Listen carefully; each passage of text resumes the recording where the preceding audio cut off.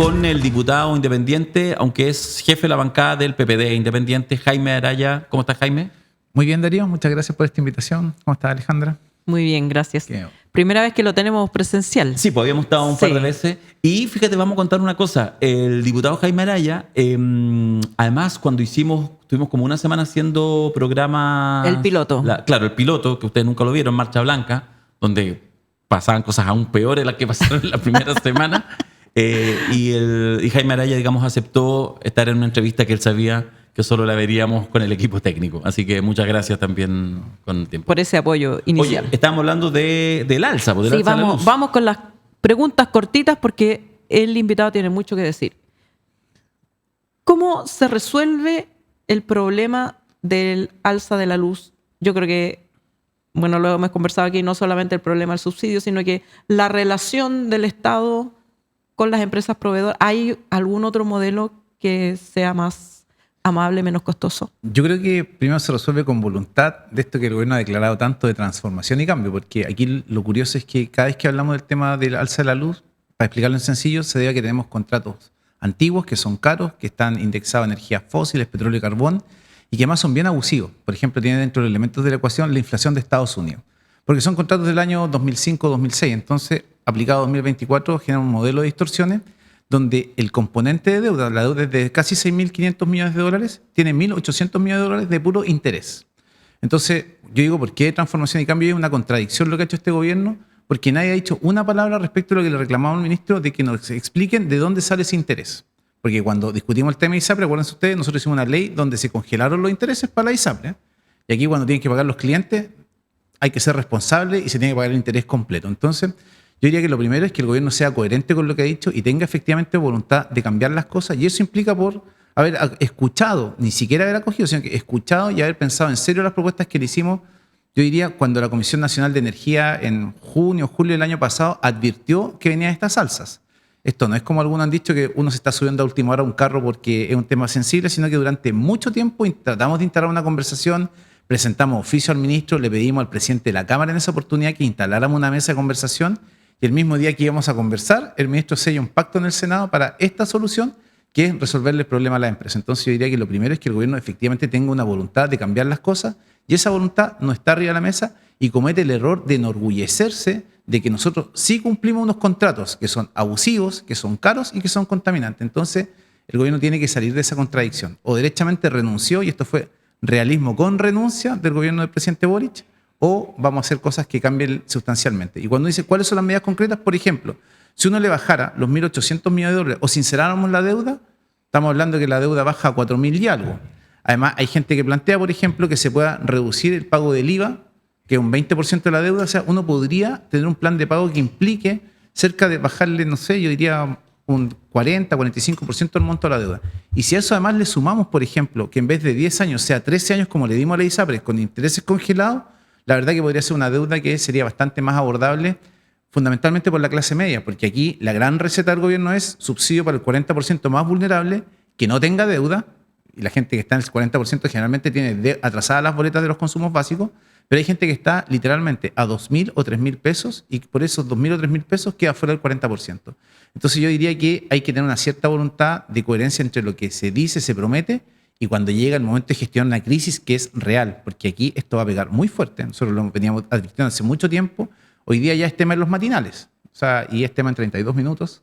El tema de la tarifa de la luz, entonces yo creo que es una crisis muy profunda que se está enfrentando, que tiene un componente político y social que yo creo que no se ha calculado y ni se ha mirado, y respecto a la cual no tenemos claridad cuáles pueden ser las consecuencias. ¿Qué responsabilidad tiene en esta falta de visión o en esta indiferencia a las propuestas el ministro de Energía?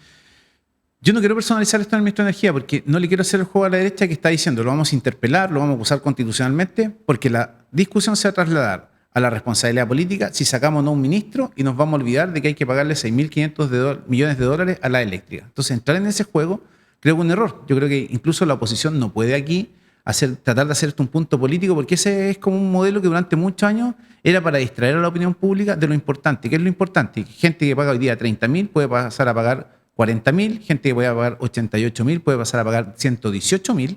O sea, ese es el impacto. Y cuando uno mira y le hace zoom a la realidad de las familias de Chile, ¿qué tenemos? Familias donde Hay gente que comparte en un hogar 3 o 4 familias y que es el consumo de 4 familias en un medidor y por lo tanto están los tramos más altos donde el salto de la tarifa es mucho más alto. Ni hablar de este gobierno que no tiene una palabra para las pymes.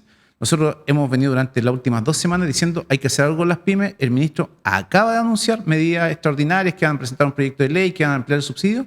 El gobierno tiene que sacar del cajón del olvido a las pequeñas y medianas empresas de nuestro país porque estamos hablando de pequeños comerciantes, panaderías de barrio, almacenes de barrio. Aquí nadie está pensando en el gran comercio. Si cuando uno dice la gente que está siendo afectada en las pymes, afectamos negativamente el empleo. Entonces uno dice, es contradictorio. Hoy día, 1 de julio, entra en vigencia el sueldo mínimo de 500.000 pesos. ¿En qué se va a ir eso? En pagar la cuenta de la luz. Entonces no tiene absolutamente, desde mi punto de vista, ningún sentido lo que se está haciendo. El tarifazo, solo para cerrar. Se ha empezado a escuchar ese concepto, tú de alguna manera también lo has utilizado, y nos remite a esta lógica a veces como de una situación particular que puede gatillar algo mayor. ¿Hay algo de eso? ¿Se desprende, digamos, como Yo creo un que sí. tarifazo? O sea, es evidente, porque además, digamos las cosas como son. Parte del 1 de julio, esta cuenta probablemente se va a pagar mediados de... Van a ser el estado de lectura de la luz durante el mes de junio, mediados de agosto. Finales, septiembre. Y lo que se está planteando es que vamos a tener una solución, decía el ministro, a fines de agosto. O sea, la gente va a pagar una cuenta en agosto y septiembre y la cuenta de vuelta la va a pasar la gente en octubre. Entonces, nosotros decimos, ojo con esto, porque ese malestar social se puede canalizar institucionalmente en los votos y eso puede cambiar la configuración de muchas partes.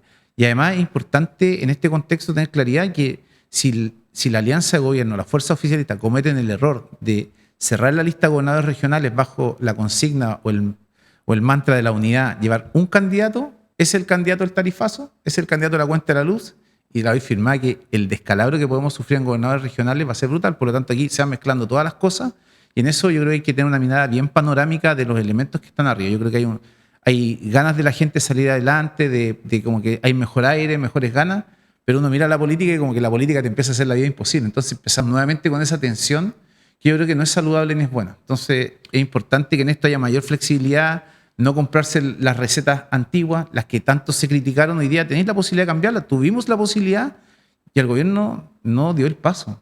Y se vistió de responsable, porque tenemos el absurdo de decir que es responsable mantener modelos injustos, que lo responsable y serio es que un país sea lavado. Y yo creo que todo el mundo se ríe de un país que se enorgullece de tener contratos que son abusivos. ¿Te promete energía barata y limpia? No, nosotros estamos felices de comprar energía que es barata y que le aumenta la utilidad a la empresa, y ese es nuestro orgullo. Yo no estoy en eso y por eso además quiero decirlo y aprovechar este espacio que es muy visto, yo voté en contra de esta ley. Porque muchos hablan hoy día, marido engañado y... Es que, ¿qué dice? Nos engañó el ministro. Sí, no, Yo lo engañó el ministro. diría, A ti no te engañó el que- ministro, entonces. No, o sea, ¿qué es lo que era claro? Que los 6.500 millones de dólares se debían, entonces cualquiera que mirara con cierto nivel de profundidad, decía, mira, 6.500 y somos tantos millones de chilenos, como que uno se da cuenta que era lo que había que pagar era mucho. Para ponerlo en términos padrinescos, esta cabeza a caballo está en el lado del oficialismo, del gobierno, del presidente y sus ministros. Cambiémonos de tema y hablemos de otra cabeza a caballo que en realidad está más bien, digo yo, te lo planteo, en la derecha, que tiene que ver con el tema del secreto bancario y con la creatividad de argumentos de distintos personeros, desde las compras del supermercado hasta qué sé yo. ¿Qué ves tú, sin ningún eufemismo, qué ves tú en esta defensa corporativa con distintos argumentos, cada uno más infantil que otro, para impedir de parte fundamentalmente de la derecha, no sé si lo ves más amplio, el tema del secreto bancario? Mira, yo lo quiero decir con harto respeto. Yo no descalifico las razones de la derecha. Lo único que quiero advertirles es que si ellos tienen la expectativa de ser gobierno el próximo periodo, si nosotros no tomamos esta medida, lo más probable es que tengan una cáscara de país. Hoy día el riesgo de nuestro país, el riesgo institucional de Chile es la corrupción. Se lo he dicho 1000 veces y lo voy a volver a decir. Chile no tiene su democracia complicada porque está republicano, el Partido Comunista, el PT. El problema de los extremos políticos no es un problema institucional. Nuestro problema institucional es la corrupción, el terrorismo, el narcotráfico y sobre todo el crimen organizado. Y el crimen organizado no es una religión, no es un partido político, no es un equipo de fútbol, no es una tendencia de moda. Es crimen que se organiza para tener dinero. Se mueven por fines de lucro. Y en Chile somos un paraíso fiscal para el lavado de dinero, somos un paraíso fiscal para las bandas criminales. Y es una realidad porque el secreto bancario es un dogma de fe en nuestro país. Cuando se ha hablado de flexibilizar, si nadie está diciendo terminar, sino que flexibilizar las normas, que haya mayor control, salta a la derecha que defiende a los que evaden y eluden impuestos y les da terror que eso se mezcle con esto otro. Yo quiero ser súper pragmático. Yo estoy dispuesto incluso a que nosotros consideremos que la evasión y elusión tributaria como normal sea información residual y no se puede utilizar en contra de ese contribuyente, pero sí que podamos tener un relajo en las normas de secreto bancario que nos permita, por ejemplo, perseguir el dinero que viene de la corrupción. O sea, los que se robaron plata del Estado la tienen que lavar y la tienen en cuentas corrientes, la tienen en distintos instrumentos mercantiles que están ahí en los bancos, el sistema financiero que tenemos que investigar. Ni hablar lo que viene de crimen organizado. Estamos hablando la plata que sacan de los secuestros extorsivos, ellos la meten al sistema. Lo que pasa con los casinos, con los mini casinos, con estos malls chinos que se ha llenado Chile de malls chinos que uno no sabe cuál es el negocio, una tremenda infraestructura que vende artículos que cuestan 1.000 pesos.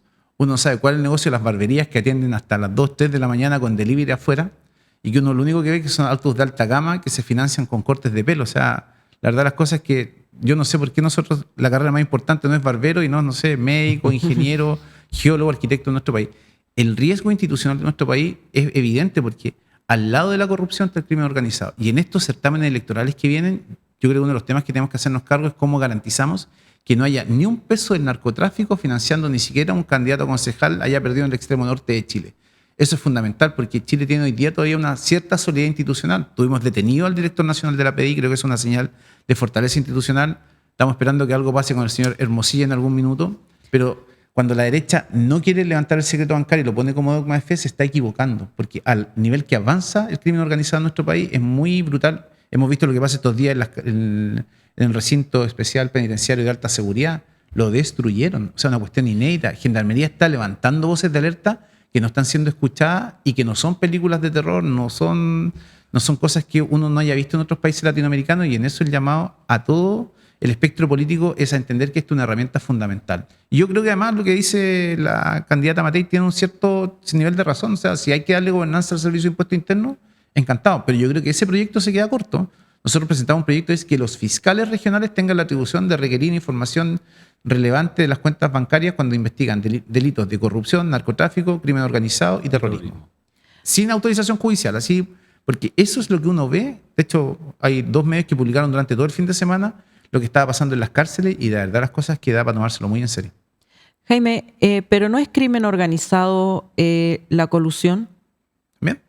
Entonces, o sea, porque igual uno ve que hay un cierto sesgo de cómo persigamos el crimen organizado, el lavado de dinero de la barbería, de las ópticas, qué sé yo, que está bien, pero cuando hay colusión o financiamiento también. y corrupción y Todo. no, porque dijiste que estás disponible para dejar fuera la colusión y la ilusión.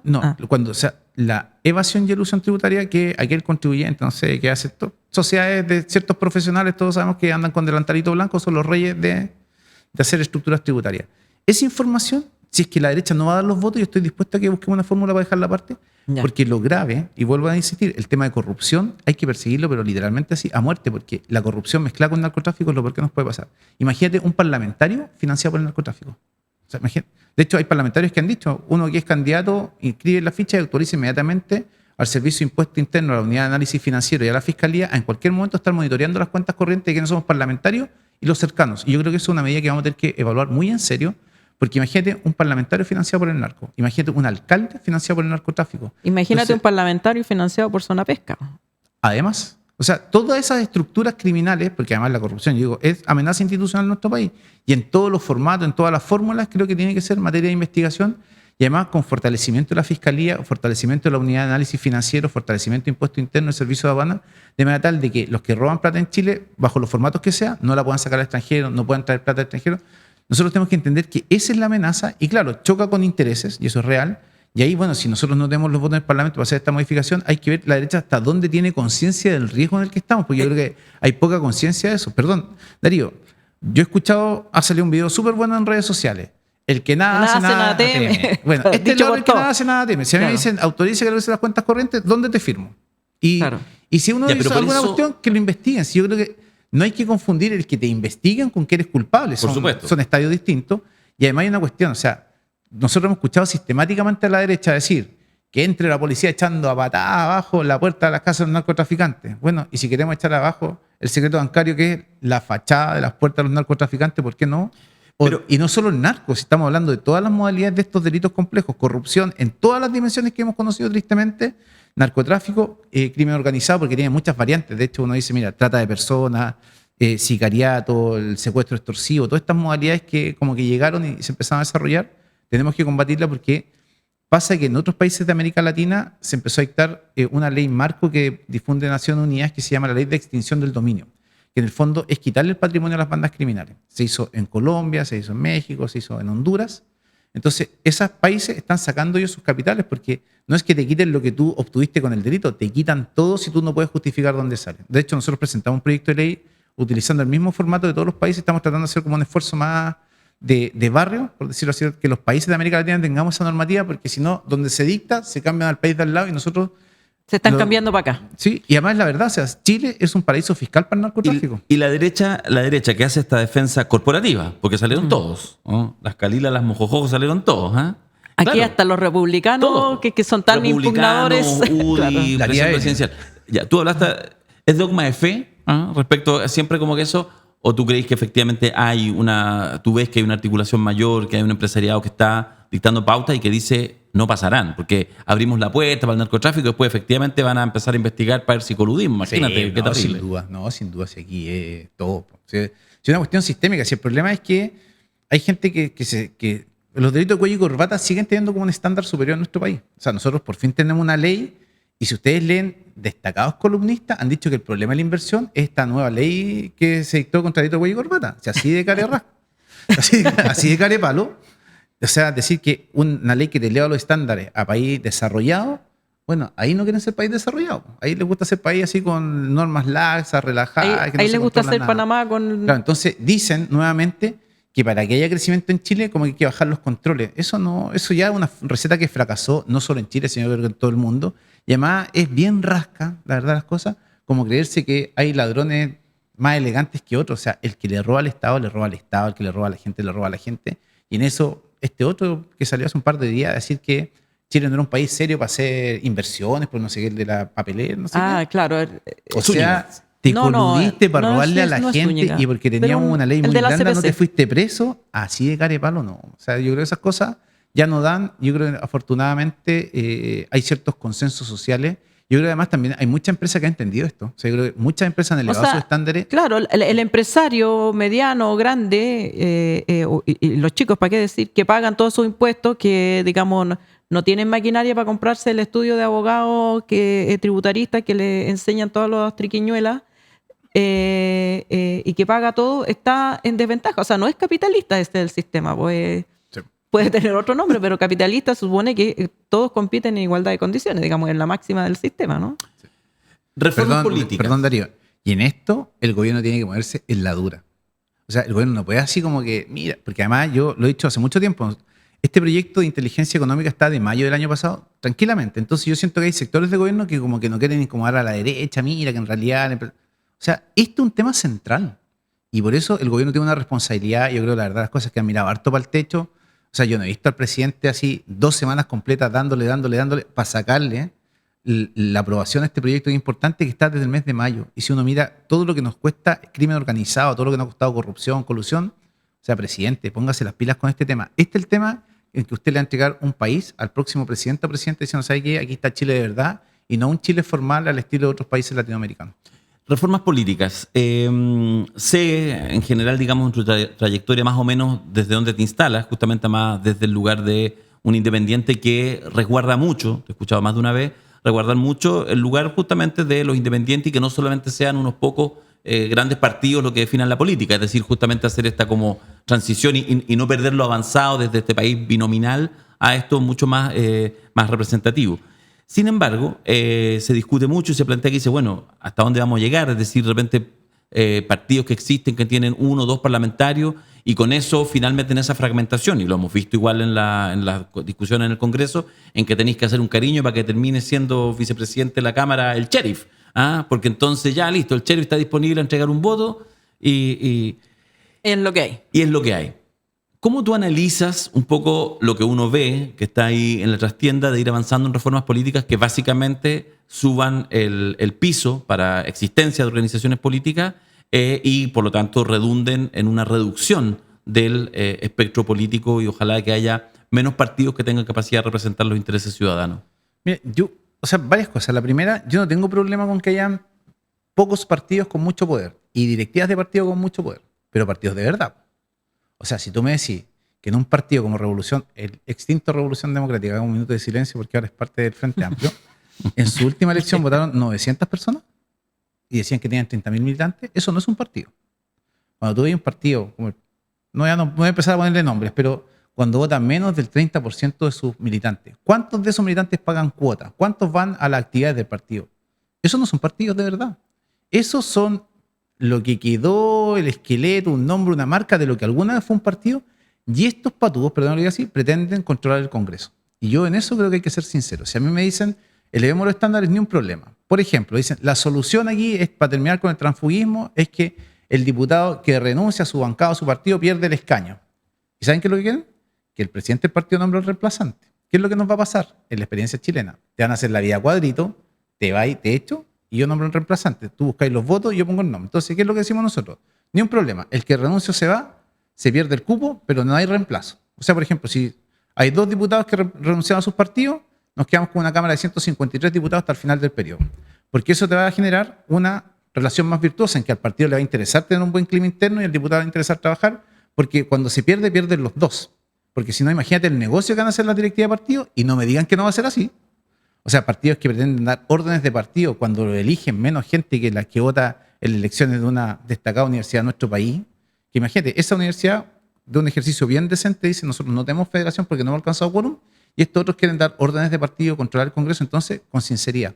Y además creo que en eso nosotros queremos decirlo. Estamos pensando nosotros en solicitar la remoción del señor Lovera de este espacio que hizo el oficialismo de articulación para las reformas políticas. Exconvencional. Cuando él dice en una sesión y después sale publicado en un medio escrito que había que echarse a los chicos, en alusión a todos los que estamos acá, y él va a hacer el diseño con una voluntad declarada, después que además hacen esta fusión, y fíjate que después de que hacen la fusión les bajó el amor por la lista única.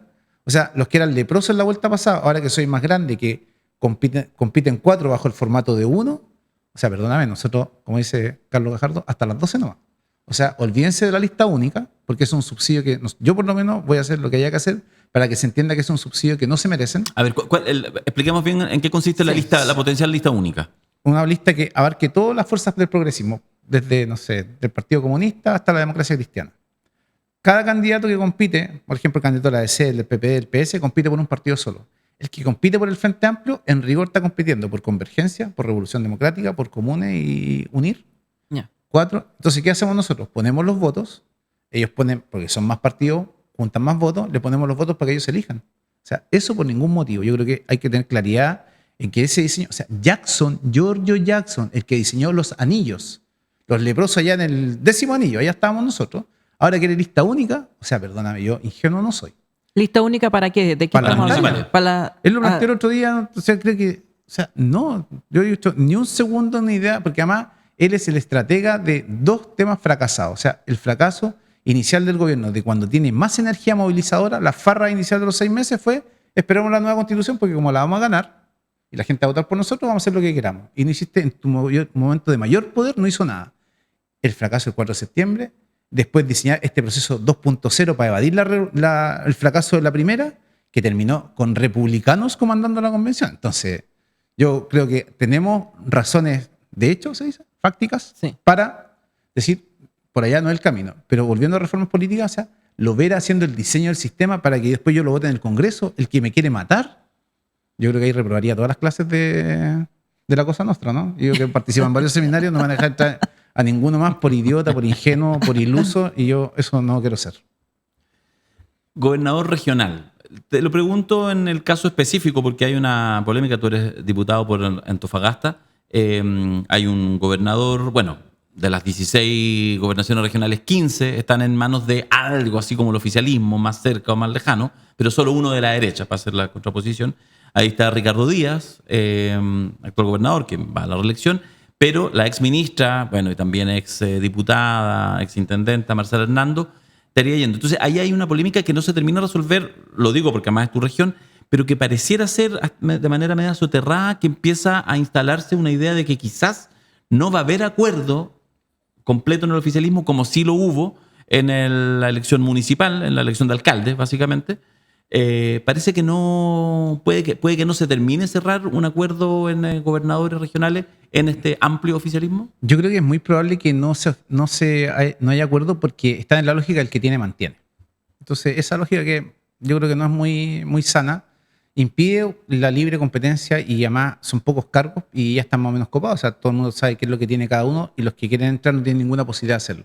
Pero más allá de eso, yo creo que nosotros necesitamos tener una estrategia que permita dinamizar la segunda vuelta. Las gobernaciones regionales son con segunda vuelta, que es una cosa muy buena. A diferencia de los alcaldes. De los alcaldes. Entonces, esto nos permite que vayan distintos, porque además, si nosotros cometemos el error de ir con un candidato único, yo creo que la derecha va a hacer la estrategia de plebiscitar las gobernaciones regionales, es decir, este es el candidato del tarifazo, este es el candidato del perdonazo a la ISAPRE, este es el candidato que no quiere nada con la delincuencia, y van a transformar en un tema de aprobación o rechazo del gobierno, y eso lo podemos perder por goleada. O sea, entonces, aquí lo que hay que hacer, ojalá haya 2 o 3 candidatos que permitan que no se concentre la mirada en uno solo, y eso haga que en la segunda vuelta es más fácil ordenar, trabajar, y yo creo que además con esas dinámicas que se producen muy emocionantes, porque además un candidato que la segunda parte de la primera vuelta, candidato único, parte en 22 y termina en 22, ¿a dónde golpeó una puerta para pasar al 50? Entonces creo que por la dinámica de las elecciones de gobernadores regionales es necesario permitir que haya donde hayan candidatos competitivos, como por ejemplo el caso de Antofagasta, donde puede haber una diversidad de candidatos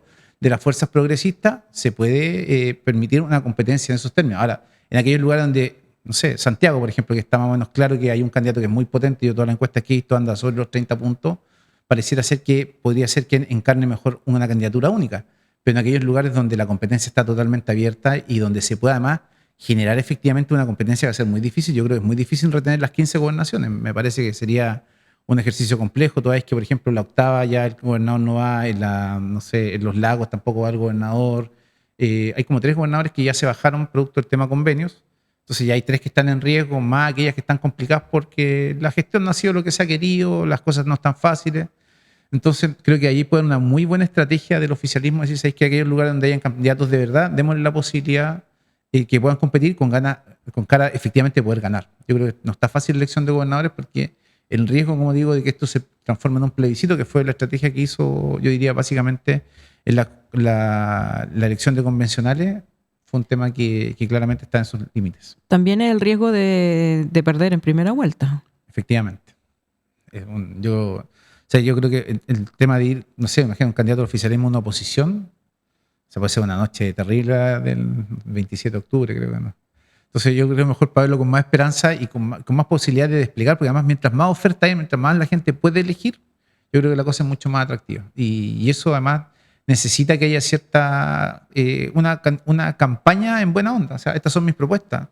No una cuestión fratricida, decir, mira, esto es un delincuente, esto no sé qué, la típica en que se transforman estas campañas, sino que decir, estas son mis ideas para la región, estos son los proyectos que yo impulsaría, este es mi plan de trabajo, estos son la gente con la que quiero trabajar, es lo que yo pienso y en función de eso. No una pelea fratricida porque igual en segunda vuelta te voy a necesitar. Yo creo que eso funcionaría bastante bien. Y si uno mira las trayectorias atrás, los escenarios presidenciales, como menos se articulan los escenarios presidenciales. O sea, las diversidades de fuerzas de centro izquierda, por ejemplo, en la última elección presidencial, efectivamente llegaste segundo, pero después hubo una sumatoria porque lo que había al frente, Kast, era francamente horroroso. Así que no creo que yo no estoy inventando la pólvora ni de cerca, sino que simplemente uno dice, en esta elección yo creo que puede aplicar porque camisas de fuerza, donde el que tiene mantiene, siempre genera una bronca, decir, oye, había un candidato del recambio que podía ser mejor, y yo creo que el tema del recambio también va a ser una variable importante con la irrupción de un electorado obligado que no quería votar y que ahora que va a ir a expresar su opinión, yo tengo la impresión de que esa gente, como no quiere votar, va a mirar y decir, ¿quién está? El blanco, su voto negro. Y esto va a abrir un ciclo de giros que va a ser muy, muy importante. Mientras la gente que está enojada con la política no baje de 25 puntos, va a ir a mirar, ahora está el negro, votó blanco. Y en la siguiente, entonces va a ser así porque la gente, a mí me ha pasado muchas veces en campaña, no, si yo no trabajo no como, los políticos son todos sinvergüenza, esto no sirve para nada, no sé si quiero. Entonces la gente está muy enojada y está enojada con el gobierno, y está enojado siempre con todos los gobiernos. Yo creo que esto lo grafica muy bien uno de los chistes de Copano en el Festival de Viña. Uno elige un presidente para puro hincharlo. O sea, hay mucha gente que se mueve en esa frecuencia, y aquí en gobernadores eso nos va a pasar. Y con las dificultades además que han tenido los gobernadores para instalarse, para que la gente los conozca, entienda que es una cuestión distinta. Hay gente que todavía cree que fueron elegidos por el presidente, porque como en la elección pasada votó tan poca gente, hay mucha gente que no votó gobernadores. Entonces ahora dicen, no, este está designado. Y como además les tocó compartir los mismos edificios, como que van a la Y actividad. además con el delegado presidencial Se confunde. se confunde. No sé quién es quién. Así como... Y las atribuciones. Haga algo. No sé con cuánto tiempo nos queda, pero yendo al fondo del asunto. Última pregunta de Alejandra Última Ramos. pregunta. Como vamos a copiar la pregunta aquí de ¿para qué sirven los gobernadores? ¿Han encontrado un lugar, digamos, en el sistema político? Yo creo que una conversación abierta. Yo estuve en la Comisión Especial Investigadora Convenios 2. Y más allá de los que se robaron plata, que algunos sinvergüenzas se robaron plata, la reflexión de fondo es la siguiente. Cerca del 60% de los recursos se transfieren. O sea, le metimos una burocracia. Plata, los gobiernos regionales transfieren sus recursos, no ejecutan. Al Ministerio de Educación, al Ministerio de Salud, al MOB, hacen convenios, que está bien. Pero la pregunta es, ¿qué le aporta a la región tener esa estructura de burocracia? Creo que es una pregunta abierta, que hay que trabajarla en serio.